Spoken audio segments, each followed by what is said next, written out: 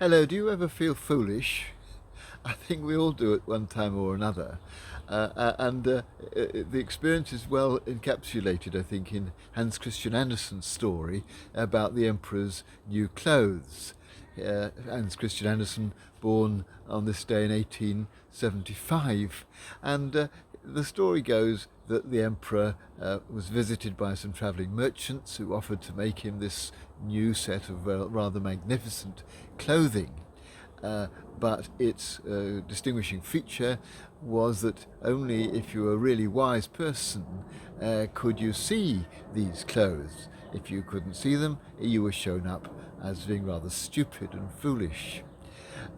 The emperor thought this was a wonderful idea, had the clothes made, theoretically, put them on, theoretically, and went out into the open to parade before his people, who all cheered because they'd heard what was going on and didn't want to be seen as foolish if they would, which they would, if they said they couldn't see the clothes. But a little boy hadn't grasped what was going on, and he shouted out, "But the emperor's naked, he's got no clothes on." Uh, and of course, it's a story about feeling foolish and about the stupidity of wanting always to appear to be wise. Uh, Most of us have moments of wisdom, but also moments of foolishness. We're all in that boat together. But somehow those moments of foolishness, feeling stupid, can be really humiliating. It somehow really gets underneath our skin sometimes. It undermines our confidence. Our ego is challenged by a feeling of other people looking down upon us and perhaps laughing at us, which I think is something which few of us like, to be laughed at. And so today it made me think about how I react if I've said something silly and I sense that people around me are stifling a snigger, or perhaps even having a good, obvious smile about it. I don't like that feeling of having looked foolish. But I think it's important not to worry about it, because if we said something that we thought to be true, then we should stand by it. And if we didn't, then, as I say, we're in the same boat as the rest of humanity, making the odd mistake.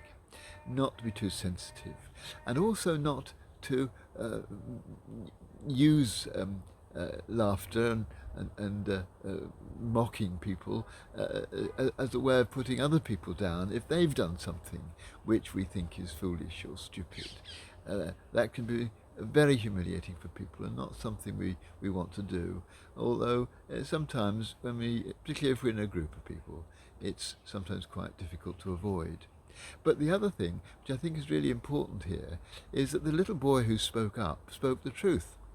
And sometimes it's people who appear to everyone else to be stupid and not have anything very sensible to say, or either because that's their reputation, or because in this particular instance they don't seem to be talking sense.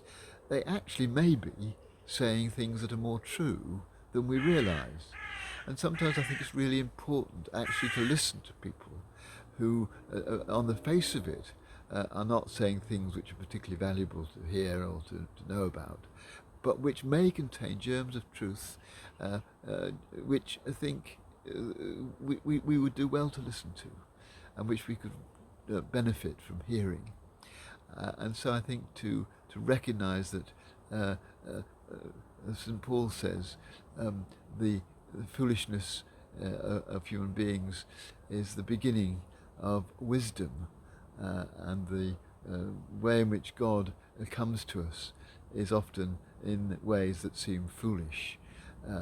He's thinking particularly of Christ's death, but I think there are other ways too in which God can speak to us through other people's foolishness.